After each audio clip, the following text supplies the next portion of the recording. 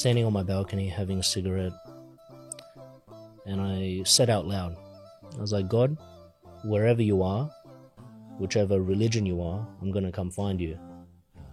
And then from there, that's when it was a big roller coaster. Today we have with us in the studio Brother Jimmy. Brother Jimmy is a true living example of somebody who has implemented the Quran in action, going from one extreme to another. Brother Jimmy, assalamu alaikum. How are you today? Wa alaikum salam. Alhamdulillah. How about you? Tell us, man, a bit about your life before Islam. ইসলামের আগের জীবন, আমি বড় হয়েছি একটা খুবই গরিব বাড়িতে। আমার পরিবার ছিল খুবই ভিন্ন, সবসময় মারামারি কাটাকাটি লেগেই থাকতো। তাই শৈশবের সেই দিনগুলোর বেশি কিছু বলার নেই। পিতামাতার কাছে থাকতো না, আমার গ্র্যান্ডমাদার আমার দেখভাল করতো, অন্যান্য ফ্যামিলি মেম্বার্সরাও তাদেরকে দুটো করে কাজ করতে হতো জাস্ট মুখের সামনে খাদ্য তুলে ধরার জন্য। And you're from Western Sydney, yeah? হ্যাঁ। Cool. And then your friends? আমার বন্ধুরা ছিল খুবই খারাপ। আমার স্কুলেও বন্ধু ছিল, কিন্তু তাদের সাথে খুব একটা মিশতাম না। স্কুলের বাইরে বন্ধু তৈরি করতাম, প্রত্যেক ভিন্ন ভিন্ন এরিয়াতে। So talk to us about the streets. এটা ছিল খারাপ, খুবই খারাপ, আর যার ফল ভালো হয়নি। Yeah. When we say no good, what does that mean? মূলত নারকোটিক্স বিক্রয় করা, বহু মারামারিতে জড়িয়ে পড়া। How old are you? এই সব কিছু শুরু করেছিলাম 16 বছর বয়সে। Wow. And what did you find in this friendship? Like, why didn't you just walk away? Was it the money? Like, you needed money? What was it? আসলে আমাদের মধ্যে একটা ভ্রাতৃত্বও ছিল, ঠিক আছে, আর তাই অনেক টাকা, সেই সব ভাইদের সাথে ঘুরে বেড়ানো, তাদের সাথে পার্টি করা, যেন আমারও কেউ আছে।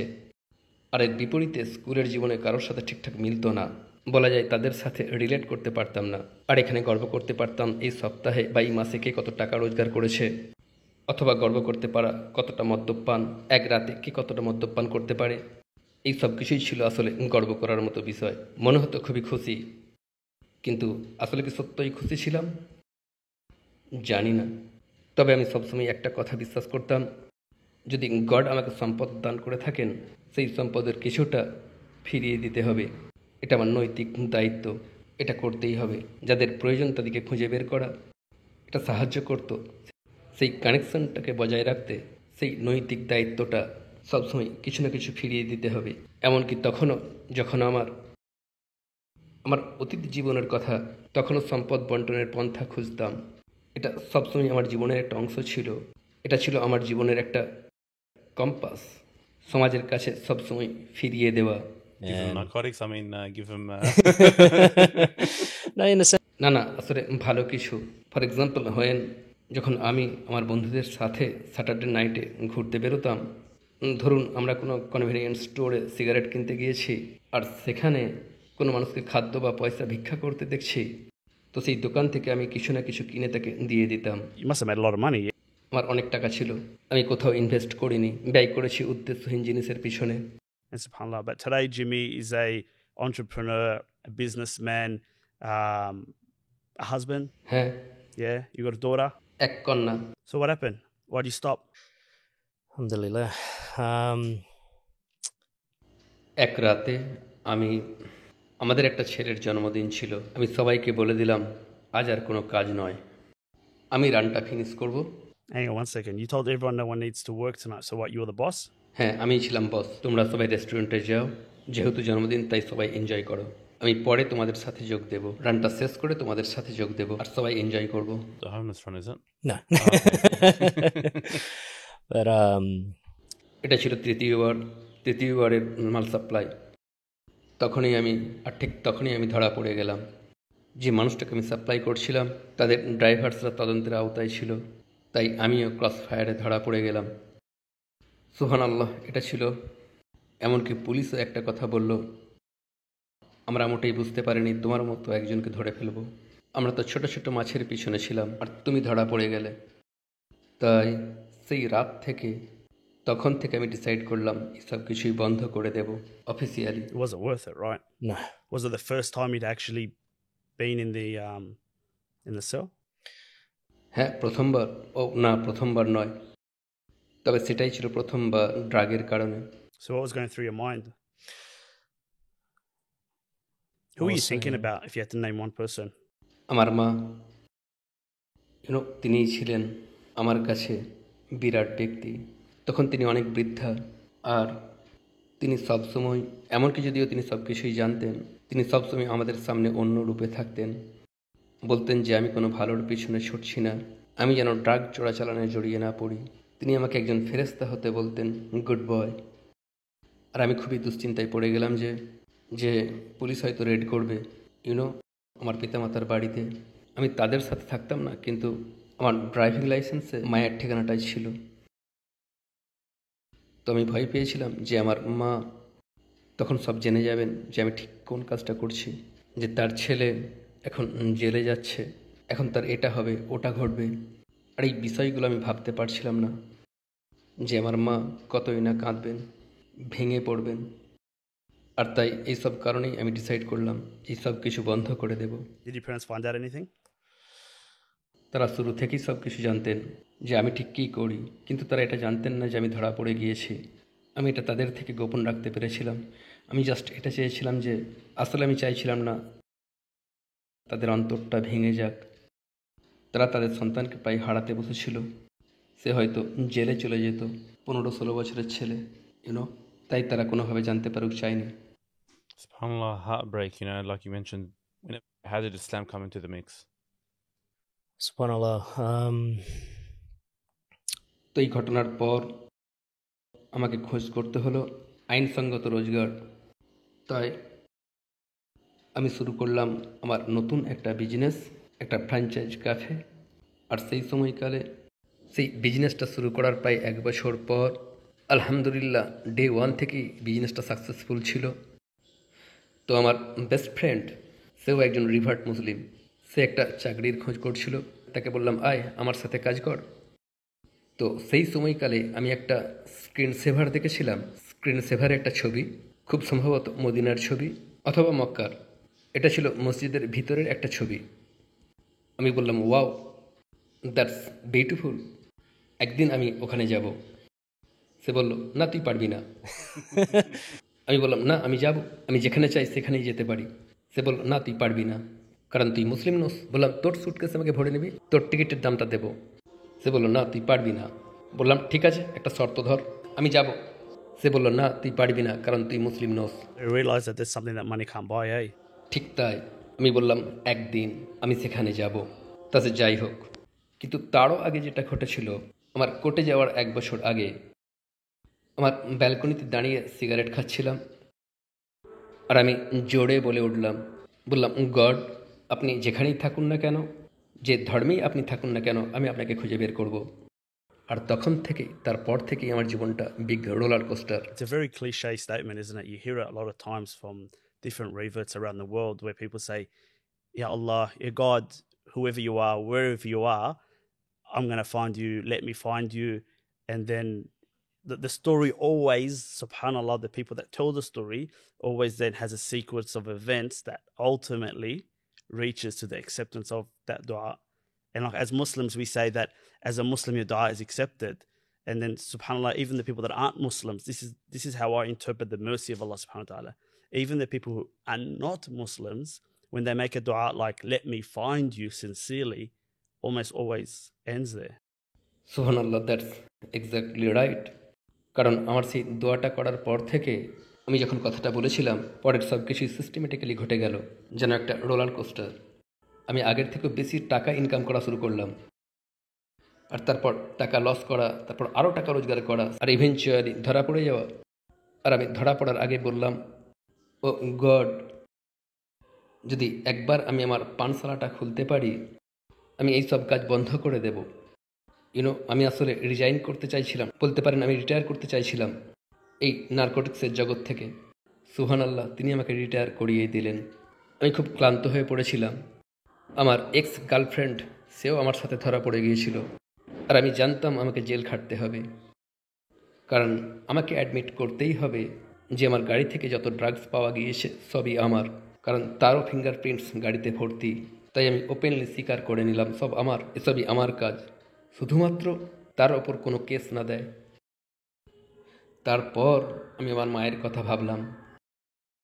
তিনি কোন প্রকারের মানসিক যন্ত্রণার মধ্য দিয়ে যাবেন, কান্না কেঁদেই যাবেন দিনের পর দিন, মাসের পর মাস।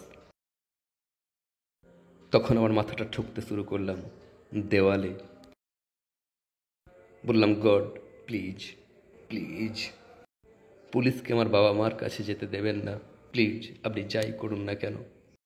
আর আমি কথা দিচ্ছি, আজকের রাতের পর থেকে আমি আর কখনো কোনোভাবেই নার্কোটিক্সে জড়াবো না। সেটাই ছিল আমার turning point. Big promise. Yeah, it was. আমি কথা রেখেছি, আলহামদুলিল্লাহ। Alhamdulillah. So what happened next?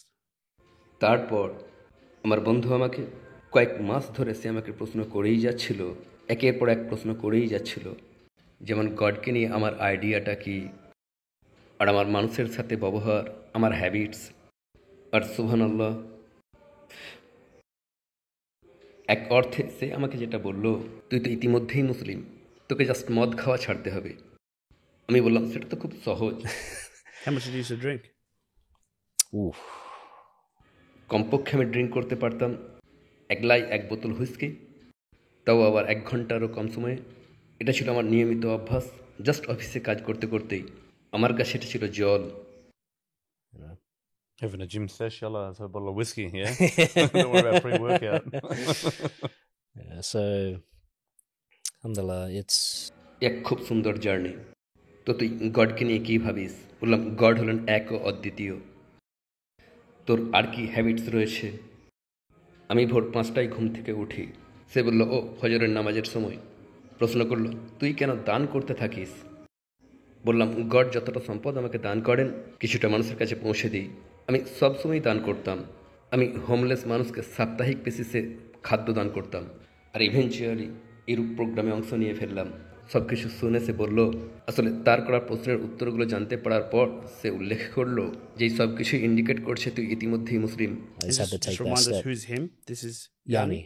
Yani. Yani, So shout out shout to out. Yani. Yeah. Allah reward you, Yani. Allahumma barik. You mentioned to me before, Jimmy, that you studied. Sorry, I'm just checking my notes. So you studied Christianity for a while. Yes. How long was that for? 2 থেকে 3 মাস। Was that before the photo screensaver incident or after? হ্যাঁ, সেই ছবি দেখার আগের ঘটনা।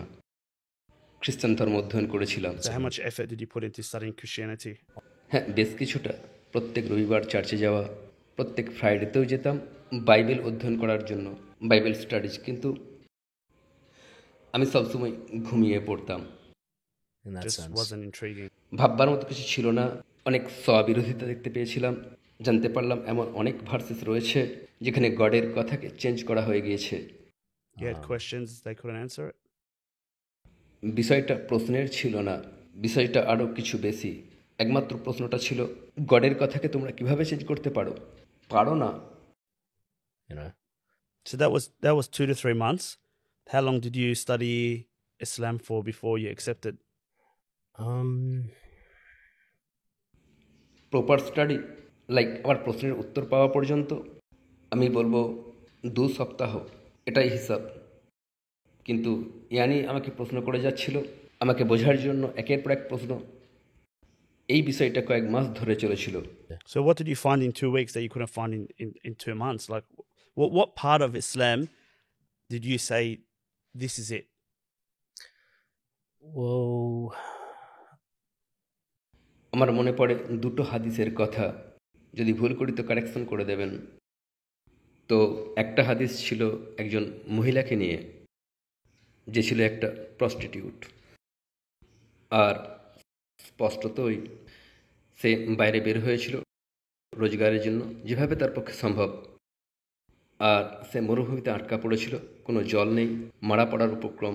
আর তারপর randomly এক মৃতপ্রায় কুকুর সামনে এলো, আর সেখানে অল্প জল ছিল। সে কুকুরটাকে জল পান করতে দিল। আর যখন কুকুরটা মারা গেল, আমার বিশ্বাস মহিলাটাও মারা গিয়েছিল, কিন্তু সেই মহিলাটাকে দান করা হলো জান্নাত। এটা ছিল একটা হাদিস। দ্বিতীয় হাদিসটা ছিল একজন মানুষকে নিয়ে যে বহু মুসলিমকে হত্যা করেছিল, আর ইভেনচুয়ালি সে মুসলিম হয়ে গেল, আর তাকে জান্নাত দান করা হলো। এই ছিল 2টো হাদিস। এই দুটোতেই আমি আটকা পড়ে গেলাম। দেন আফটার দ্যাট আমি ওয়ান পাথের বহু ভিডিও দেখছিলাম, আর একটা ভিডিওতে আমি সত্যই আটকা পড়ে গেলাম। বিষয়টি ছিল বিজ্ঞান ভিত্তিক। সেখানে মহিলাদের প্রজনন সিস্টেম নিয়ে কথা বলা হচ্ছিল। ইউনো, তখনকার মানুষের পক্ষে বিষয়টা জানা সম্ভব ছিল না। কোনো মানুষকে যদি কাটাও হয়, এমনকি পুরোপুরি ডাইসেক্ট করাও হয়, You still wouldn't know that. তারা তো জানতেই পারতো না কোন জিনিসটা তারা দেখছে। জাস্ট রক্ত আর মাংস, দেখবে যত অপরিচিত অর্গানস। তাই কিভাবে তখন এসব কিভাবে জানা সম্ভব, রাইট? যদি এটা গডের বাণী না হয়। যখন আমি সেই ভিডিওটা দেখলাম এই বিষয়টা নিয়ে, তারা বিষয়টা যেভাবে এক্সপ্লেন করলো, যেন সুবহানাল্লাহ, আমি তো বিক্রি হয়ে গেলাম। Subhanallah, like I'm sold. Sign me up. আসলে সবসময় দুশ্চিন্তায় থাকতাম যে যত প্রকারের খারাপ কাজ আমি করেছি, আমি কি কখনো ক্ষমা পেতে পারি? আর তারপর যখন এই হাদিস দুটো শুনছিলাম, তখনই আমি আটকা পড়ে গেলাম। আমাকেও ক্ষমা করা হতে পারে। যা কিছু অন্যায় আমি করেছি, জীবনে যত মানুষের আমি ক্ষতি করেছি, সেসব কিছুই ক্ষমা করা হতে পারে। আল্লাহু আলম। আমরা সবটা জানি না। Inshallah, you will. Inshallah. Inshallah. Tell us, when you accepted Islam, how did you feel? স্পষ্টতা। ইসলাম গ্রহণ করার আগে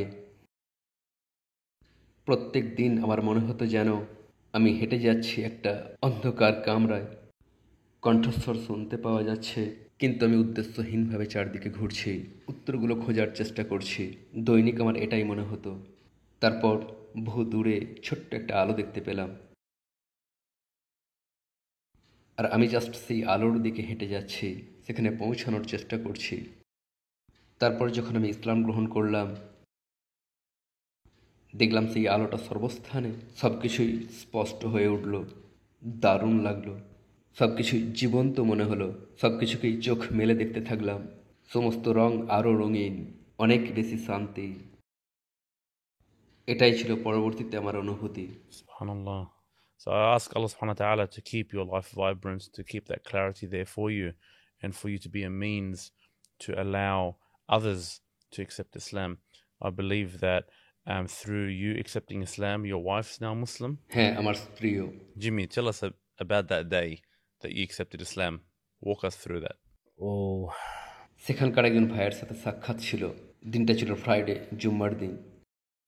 বলেছিল সেখানে অনেক মানুষ জড়ো হবে, সেখানেই শাহাদা পাঠ করবে, সেখানে পৌঁছে যেও। Alright, perfect. সে দুশ্চিন্তায় ছিল যে আমি যাব না। আর আসলেই আমি প্রায় সেখান থেকে চলে যাচ্ছিলাম।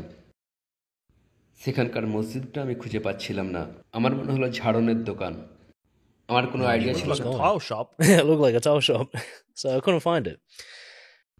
আর আমার মাথার মধ্যে প্রচণ্ড ফিসফিসানির শব্দ হচ্ছিল, আর আমাকে হতাশ করে তুলছিল। What are they saying? কি তা জানি না, just Just causing you to doubt yourself. একদম তাই। কিন্তু দিনটা ছিল জুম্মার, তাই ইভেনচুয়ালি অনেক ভাই এসে পৌঁছে গেল। দাড়ি, আলখাল্লা, সবাই একদিকে যাচ্ছে। To the tile shop. Yeah, to the towel shop. So you walked the other direction, yeah? না, আমি তাদের পিছু নিলাম। বুঝে গেলাম নিশ্চয়ই তারা মসজিদে যাচ্ছে।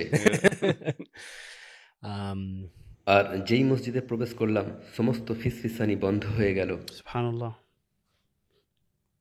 তারপর কিছু ভাই আমাকে পাশে বসালো আর বেশ কিছু প্রশ্ন করলো, আর শাহাদার ঘোষণা দিলাম। Did you hear that famous takbir? Allahu Akbar. I didn't. Might have scared me away. MashaAllah, I think we had a very fruitful discussion. It was really good to dig deep into your life and see the different transition periods that you went through, from, the life on the streets, hitting the fishbowl, then, going through Yanni's screensaver, having those kind of thoughts in your mind, and then everything else in between, to accepting Islam, to volunteering. So thank you very much for sharing that. We hope that our audience really finds benefit to this.